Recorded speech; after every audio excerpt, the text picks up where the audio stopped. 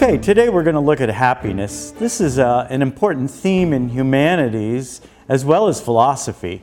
For the ancient Greeks, happiness was part and parcel of the good life.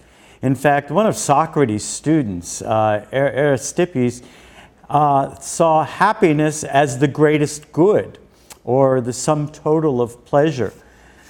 Hedonism, the Greek word for, which is delight, is happiness based in physical pleasure. And this is the most popular form of happiness. Dionysian festivals revolved around happiness and the pure pursuit of pleasure. The Roman god Bacchus was the god of wine. This also was associated with happiness.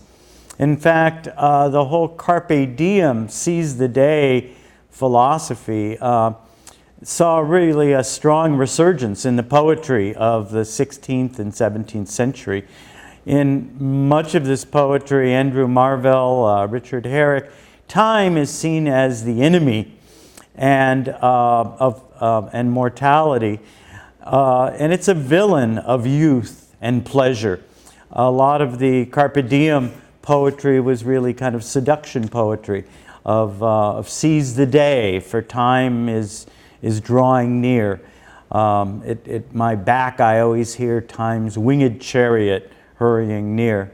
Epicurus, a later Greek philosopher, was quite critical of hedonism, the pursuit of pure physical pleasure and material possessions as a source of happiness, because, as well as Plato and Aristotle and the other philosophers. The pursuit of pure physical pleasure and materialism can really lead to just the opposite, to pain and suffering. Too much of anything can be a bad thing. So pleasure for Epicurus is really the absence or the avoidance of pain. And to do this, Epicurus really was more of a philosopher and saw the importance of reason and moderation. So for Epicurus, happiness is really intellectual pursuits as well as aesthetic experiences. So Epicurus would advocate a rich sense of the arts and literature. And so happiness in a much higher Epicurean sense would be contemplating the nature of life in one's garden. Stoicism, another interesting Greek philosophy that was adopted by the Romans, was based on reason. Like Plato, the reason needs to be supreme and control the emotions. We have all heard of mind over matter and spiritual things over the body and material things. Well, this is very much in the spirit of Plato, and the Greek philosopher Zeno advocated Stoicism. This became a Roman ideal as the inner discipline required for military life and a life of honor, as well as self-sacrifice for higher ideals. We see an example of Stoicism in Socrates' self-sacrifice, that is, after his trial, as well as Christian martyrdom, giving one's life for higher principles. So following the calling of reason. For the Stoic, life is not filled with pleasure, but it's actually rather painful and filled with misery. So we need to control our reactions to what life throws our way by a strong use of reason. For Aristotle, we have a very sophisticated philosophy on happiness. Aristotle perhaps spent more time talking about happiness as an integral part of philosophy. And Aristotle's concept was eudaimonia,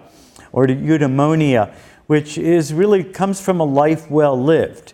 Happiness can be a byproduct of this, but isn't the center of a life well lived. The good life is really a mixture of reason, like Plato, as well as virtue. Rational choices we make in life lead us to a good life well lived without regret.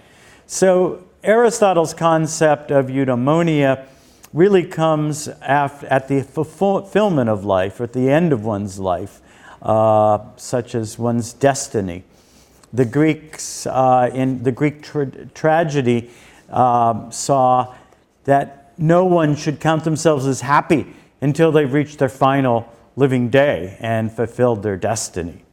So we have many historical examples of the good life. People facing terrible barriers, such as Anne Frank. We see happiness in her diary. Gandhi, Martin Luther King, the altruism in sacrificing for others, but also in parenting and in community service and in caregiving in general. We see people that find happiness in doing for others, or altruism. All of these are examples of Aristotle's life well lived, or eudaimonia. In Buddhism, we have a different concept of happiness. It kind of goes back to the Stoics, and life indeed is not happy. But according to Buddhism, the first precept is life is suffering.